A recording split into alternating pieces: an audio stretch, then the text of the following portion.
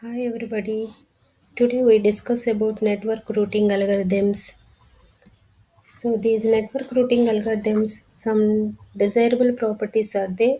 Those are correctness, simplicity, robustness. Robustness means hardware or software failures.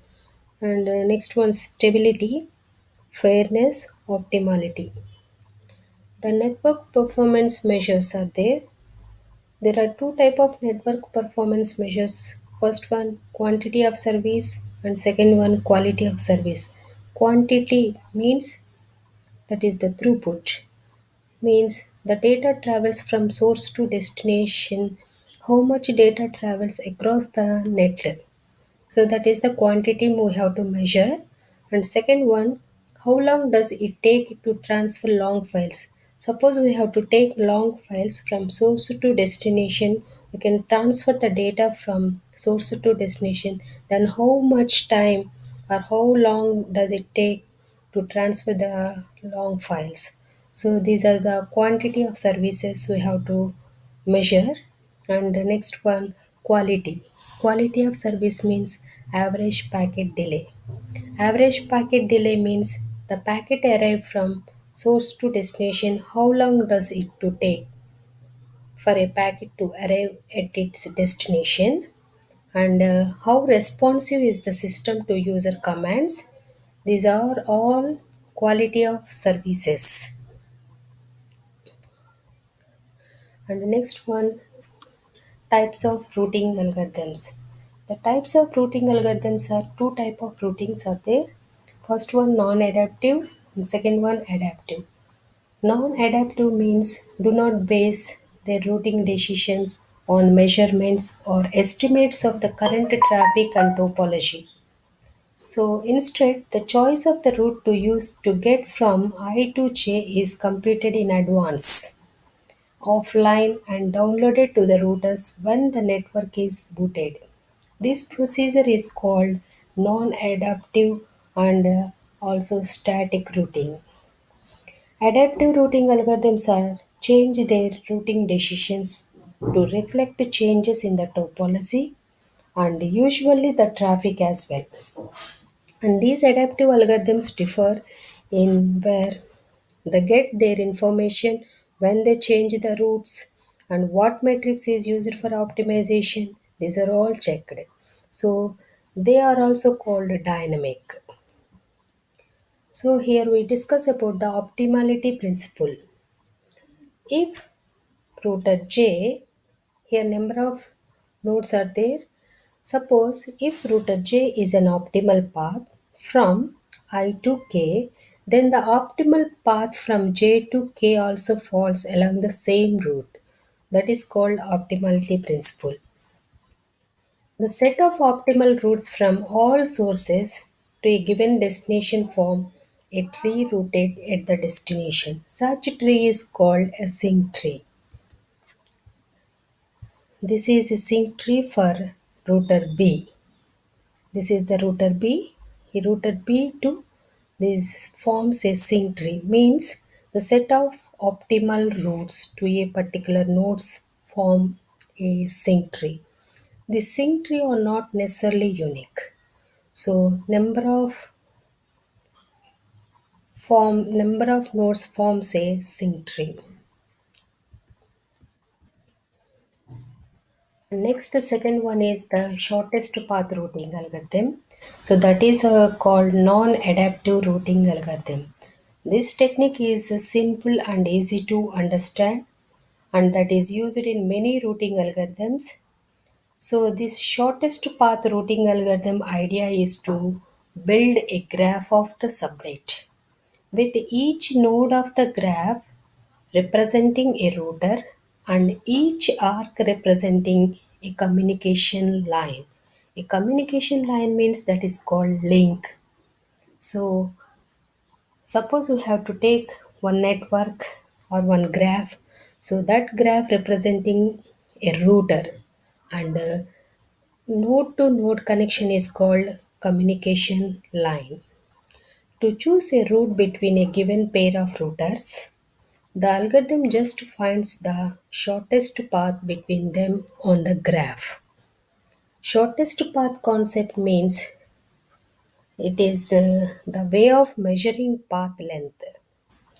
Different metrics like number of hops, geographical distance, the mean queuing, and transmission delay of routers can be used. So, here the shortest path is measured some metrics. Those metrics are number of hops and the distance and queuing, delay of routing. These are all the metrics we have to use it to find out the shortest path algorithm. In most of the general case, the labels and the arcs could be computed as a function of the distance, bandwidth, average traffic, communication cost, mean queue length, measured delay, and other factors. So these are all computed. And next one, suppose we have to take one example. We find the shortest path from a specified source to all other destinations in the network. So, shortest path algorithm first developed by Dijkstra. So, this is the example of the shortest path routing. So, the first five steps, this one, second one, third, fourth, fifth one, these first five steps used in computing the shortest path from A to D. So, here arrow will be displayed. This arrow indicate the working node. This arrow indicate the working node.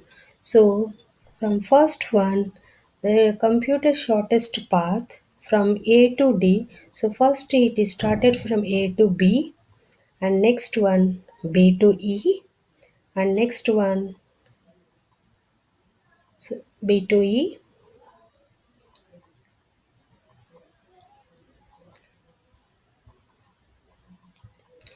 next Z, next one F, and finally H. This is the computing the shortest path from A to D. Next one is the flooding. Flooding means this is also non-adaptive routing algorithm.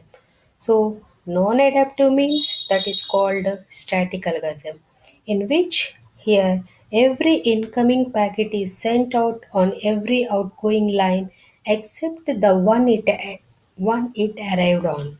Flooding generates infinite number of duplicate packets unless some measures are taken to dam the process.